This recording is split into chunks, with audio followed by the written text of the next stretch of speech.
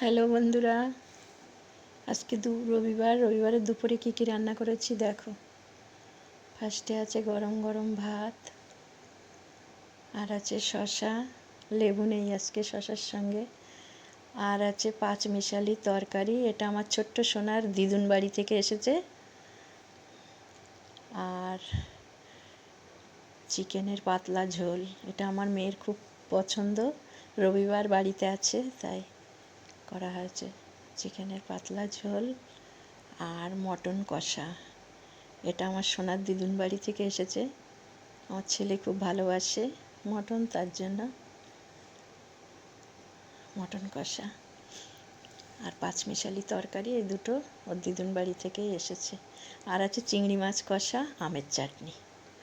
এটাই আজকে দুপুরে রান্না হয়েছে। বন্ধুরা, রান্নাগুলো যদি ভালো লাগে, দেখতে ভালো লাগে, তাহলে সাবস্ক্রাইব করবে, পাশে থাকবে।